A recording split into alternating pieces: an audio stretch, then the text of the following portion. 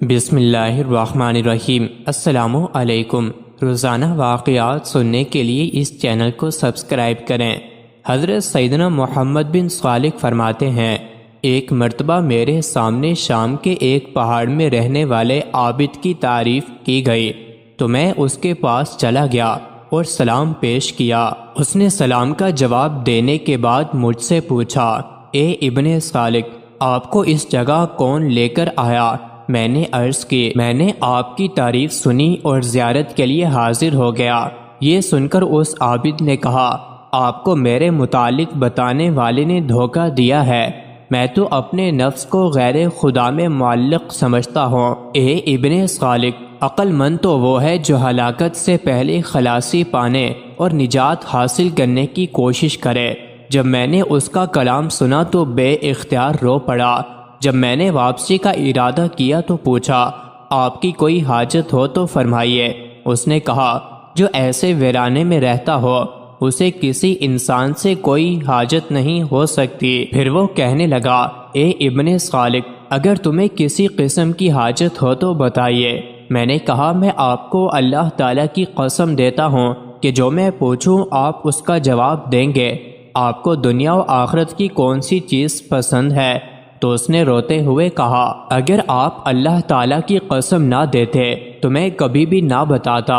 مجھے دنیا کی یہ چیزیں پسند ہیں، اطاعت و عبادت پر قوت، زہد و قناعت، خواہشات سے دور رہنے والا نفس اور خوف خدا سے لبریز دل، اور آخرت میں مجھے یہ پسند ہے کہ میں بارگاہ خداوندی عز و جل سے یہ اعلان سنوں کہ جا تجھے بخش دیا گیا ہے۔ پھر اس نے ایک آہ سر دل پر درد سے کھینچی اور زمین پر تشریف لے آیا اور سفر آخرت پر روانہ ہو گیا۔ مجھے اس کے حال اور معاملے سے بڑی حیرت ہوئی اور میں نے اس کو غسل و کفن دینے کا ارادہ کیا تو اپنے پیچھے سے ہاتف غیبی کی آواز سنی، اے ابن صالح، فکر نہ کر کیونکہ اس کا معاملہ تیرے سپرد نہیں۔ پھر اس کا جسم میری نگاہوں سے اوجھل ہو گیا اور اس کو غسل دیے جانے کی آواز سنائی دی، لیکن کوئی دکھائی نہ دیا۔ اور میں نے کسی کہنے والے کو یہ کہتے سنا، اے اللہ تعالیٰ کے دوست، تجھے مبارک ہو، قیامت کے دن تجھے خوف سے امن عطا کر دیا گیا ہے۔ حضرت شیخ سعدی رحمۃ اللہ علیہ بیان کرتے ہیں کہ ایک نوجوان بے حد حسین و جمیل تھا اور اس کے ساتھ ساتھ وہ نیک اطوار کا بھی مالک تھا۔ وہ نوجوان علم کی دولت سے بھی مالا مال تھا اور جس موضوع پر بھی گفتگو کرتا لوگ اس کی جانب متوجہ ہو جاتے اور نہایت انہماک سے اسے سنتے تھے۔ اس کے فیصلوں کی قدر کی جاتی تھی اور وہ ایسا روشن چراغ تھا جس کے سامنے کسی دوسرے چراغ کی روشنی مانند تھی۔ ان تمام خوبیوں کے باوجود اس میں ایک عیب یہ تھا کہ وہ الفاظ کو ان کے صحیح تلفظ کے ساتھ ادا کرنے کی قدرت نہ رکھتا تھا۔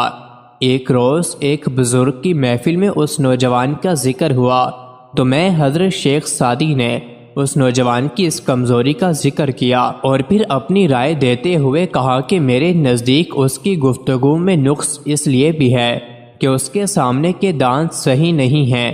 میری بات سننے کے بعد وہ بزرگ ناراض ہوتے ہوئے بولے کہ مجھے حیرانگی ہوتی ہے کہ اتنی خوبیاں دیکھنے کے بعد بھی تم اس نوجوان کے ایک معمولی عیب پر نظر رکھتے ہو۔ کیا یہ افسوس کا مقام نہیں کہ طاؤس کو دیکھنے والے کی نظر اس کے بدذیب پیروں پر ہی مرکوز رہے؟ بہتر تو یہ ہے کہ انسان ہنر اور خوبیاں دوسروں کی ذات میں تلاش کرے اور عیب اپنی ذات کے دیکھے۔ یاد رکھو کہ دنیا میں اچھائیاں بھی ہیں اور برائیاں بھی، جس طرح گلزار میں پھول بھی ہوتے ہیں اور خار بھی۔ جس کا دل میلا ہو اسے ہر چیز میلی نظر آتی ہے، جس کا دل روشن ہو اسے ہر شے روشن نظر آتی ہے۔ مزید ایسی ہی ویڈیوز کے لیے چینل کو ضرور سبسکرائب کریں۔